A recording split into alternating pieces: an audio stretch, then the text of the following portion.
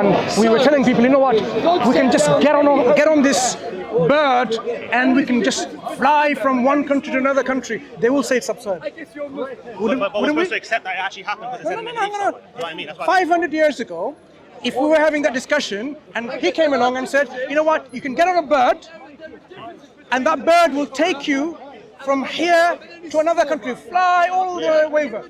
I mean, we will laugh. But now, of course, we don't laugh anymore. Do you know why we don't laugh anymore? Why?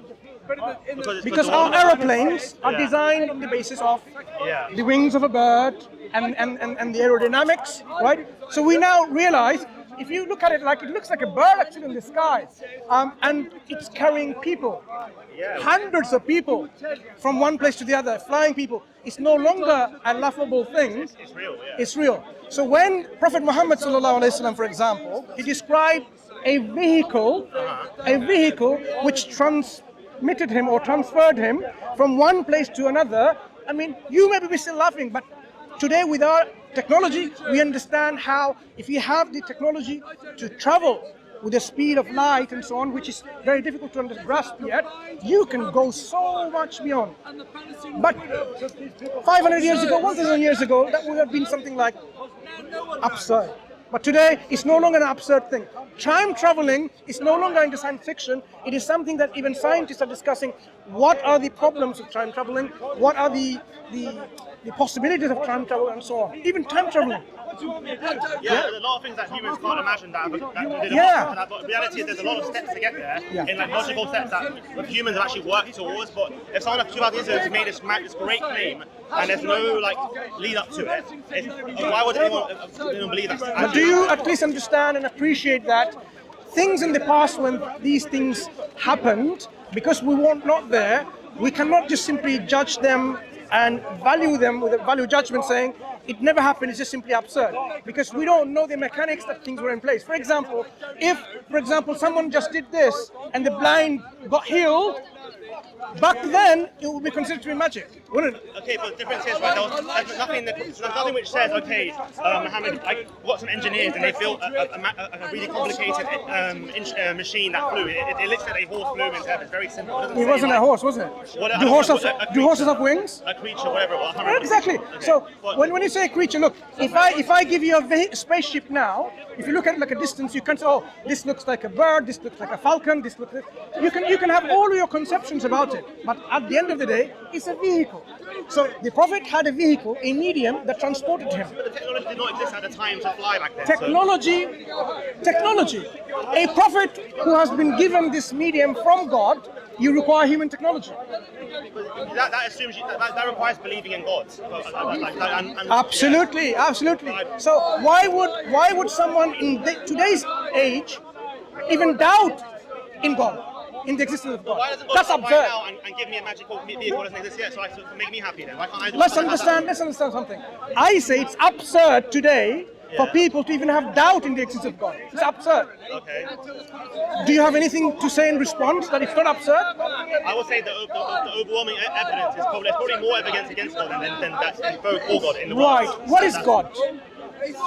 That there's no evidence for religion. No. If you have a conception of God and say there's more evidence against God, you must already have a conception of God, what God is. What is God to you? That there is evidence against that. Maybe I agree with you. If you say, oh, the God that forgets, the God that eats, the God that sleeps, God that takes rest, the God doesn't need, I would say, yeah, there's evidence against that God. I would agree with you. But what is the real concept of God that we are discussing when you're talking about theology? So I think there might be some kind of God, but I don't think the God that exists, if he does exist, is the kind who will intervene 2,000 years ago and give someone a magical vehicle to fly into the sky. No, intervention is something different. First, the question is whether there is indeed a creator God of our cosmos. And what this creator does in terms of actions and interventions is a different thing. It's God's prerogative. If God wants to somehow lift you and, like you're floating in space, that's his prerogative. But does God exist? As we understand in theology what God is, the necessary being of our existence, the creator, the originator, the sustainer of this universe. Does that God exist? My answer is I don't know. I'll find out when I die. I don't know. You see, there's one thing called I don't know, and one thing is I know it doesn't exist, like there's more evidence against it. Do you remember what you just I said? think he's more likely to not exist, but at the same time he could exist. Okay. So let's do the negative. Why do you say God doesn't exist? What are those? Okay, let me rephrase myself. I think there's a good chance he exists, but only in a very limited form. Like maybe he created the universe, like he did the Big Bang maybe, and that was it, and nothing else after that. So you're saying there is a creator, but this creator is not concerned about this creation. So there's a deistic concept of God in which created and left, and that's it, and they to their own peril, to their own destruction, whatever. Why? What gives? No, if you're bringing something like this, it has to be reasonable. Any proposition that you have, it needs to have some kind of making sense to it. Why would you want to propose a creator who is totally not interested in the creation? Created this creation with all this magnificence, with all this intricacy, with all this complexity and harmony and this precision engineering, and then you're saying he doesn't care about anything about it. He just created and left it there. I think there's so much that can be explained by science, and there's so much more to be learned that we don't even know But yet. do you realize? Imagine you make a phone like this. It has so many functions. It records sound, images, right? Writings. It communicates from people at distance, and someone who made it and just left it there. As I said, no real function and purpose for it. You would say, why did you spend so much? I'm not saying time and energy and effort, but why did you even bother to make this phone and then just leave it there without being it used for a particular function or a purpose? That's a good argument for why God might exist. No, I'm saying, why would we even think that the creator is a deist God by creating all this, superb creation, right? And then is totally distant from it. Why? I don't know. Like, I don't have to have an We have to have a question. reason if you're going to propose to that. We don't have to have Just like. A reason for that could it not just be the fact that because there's many inventors that invent products, technology, that they invent it and then they leave it. No, they don't just invent it for leave it. No, they don't invent it for leave it. There's a reason for the invention, but there's no follow-up on it. No. They don't walk away from it because the inventors may be going to the next project and so on. They've invented it so that this can be used For properly. example, just to answer your question, could it not be a valid reason from what he was saying that God created us and then he moved to his next project? He moved to his next project. He left us. So if God created, okay, what was the purpose of our creation? Let's start answering some of this question before you go into God's next project. So God created us with a purpose or without a purpose? From our perspective, I would personally say there's always a purpose for creation. But In God's purpose. But the thing is, then it comes to, how can we talk on God's perspective? On what basis are we talking on God's No. perspective? When you propose a model in which there is a creator who created this universe and then left it, then you should ask, the creator with so much wisdom created this universe where knowledge is demonstrated, wisdom is demonstrated, and created in vain, with no purpose. Quran actually talks about this. Do you really think God created this universe in vain? So you think all of this intricate universe that we have, from a wise creator with wisdom, possessor of knowledge, just created it in vain? Now that needs an explanation. Why would it be just like that? I think we need an explanation, but I don't think you need a religious text to No. The question is whether the creator is created without any purpose or with a purpose. It makes sense reasonably that there is a purpose in bringing this creation. If you say there isn't a purpose or a function or a reason, you have to give the explanation. Could I ask a question there? Just on that point, could I ask a question? Yeah. So, for example, if we're saying that God created us, and we're making a conception of God, now, are we talking from a specific theology or are we talking more like a philosophical basis? Holistically. Holistically, okay. So then if we say that there has to be a utility or function for our creation, then what we're essentially saying is that we're saying that we believe from our understanding and limited knowledge that that's how God is going to also think. Is that I missed the second part. okay? So what we're saying is that because we believe that when things are created, there has to be some utility to it. Yeah. Otherwise, Reason. it's purposeless. Yeah? Yeah. But isn't that our limited view on what we understand? How can we superimpose that on God? why would God have to have a utility just because we feel there should be? No, This is the point. No, the reason why this is not something that's reasonable to accept as a counter is because when we postulate and say God, our creator, is knowledgeable, possessor of knowledge, is wise, all wise, then anything that is brought into existence is through his wisdom, and he will have brought it into for a specific purpose. If you are wise, you can just simply do that in vain. It doesn't make any sense, because you are proposing that the creator is wise. Wisdom follows a reason.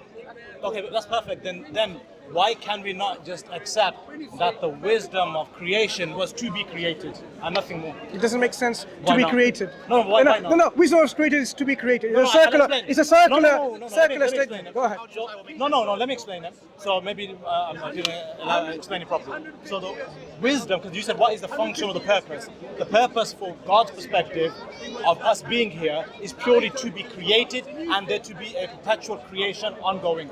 And then the rest is on us. Why cannot that be a wise thing to do? Okay. So there is a function then. Yeah, that is the function. Yeah. Okay. So now we agree it's not a deistic God, but there is already a function Okay, no problem. set in place. But then right? after that, he Right. stepped away. Okay. He stepped away. Yeah. Fine. So we are created to carry on living. Are you asking what I think God thinks or what I think? No, not your thinking. Not any thinking. Because you're proposing a model in which God created and set a particular pattern of conduct of living or whatever, a way that the universe will proceed. Now, I want to know what that way is. So, for example, within this way, is lying okay? Is cheating okay? Is deceiving okay? Is killing okay? Is murder okay?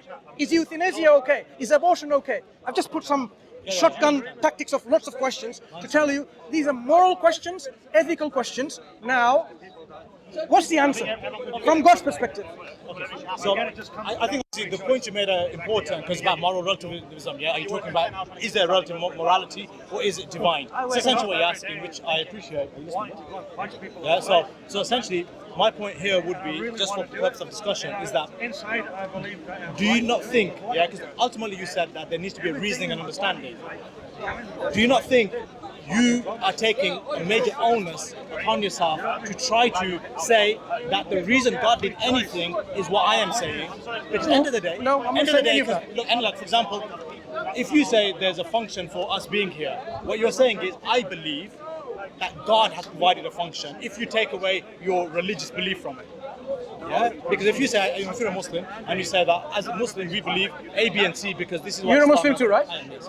Yeah. So why are you arguing? No, I'm having a discussion. Yeah. Just a discussion. Why? Why? Because you seem to be. My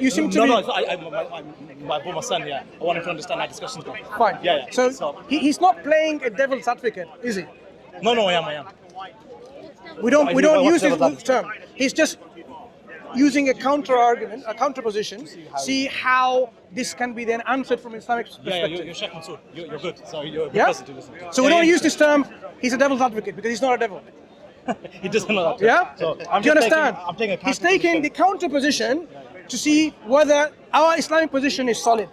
Yeah, you understand? Yeah, it's okay. Go ahead. So essentially, would you not say, so if we have our belief and we say in our belief we believe A, B, and C, that's clear, there's no problem. Stepping away from that and you're speaking to somebody who's not a Muslim, when you make the point that is there a function and what was God's position, essentially, if they don't believe in Islam and they believe that this is the function of God, then how do you convince them that yes, what I believe to be the function of God is the function of God? Because that's just another human being's opinion. Yeah. So first we establish that there has to be this moral duty and a purpose that we have to follow that is grounded in God, rooted in God, right? Yeah. It has to be from God, from Allah subhanahu wa ta'ala. We don't make the purposes. I don't say the purpose of our living is to eat chocolates. I can't. He might say no, right? You see, we can't make these purposes ourselves because these will be all subjective. You can say something different. Then how do we know what the truth is? So this has to be grounded on the revelation from Allah subhanahu wa ta'ala. Allah has to be the one who will tell us convincingly to us, and we will have no doubt on this matter that this is the reason why we're created. Based on that, do you believe the contingency argument is a solid argument for being or not? You think so? Any questions you can ask now? Which form of contingency argument? Because you have to be careful, because we don't take the whole of the contingency argument models in terms of when people talk about God consisting of parts and so on, right? So don't go through the lines of, has he told you about Ibn Sina's arguments? And No, he's learned this himself. Okay. Oh, he comes and rings me up. The only thing I think it's important for us to follow is things are dependent on something else. Everything else dependent. Ultimately, they have to depend on something which is independent.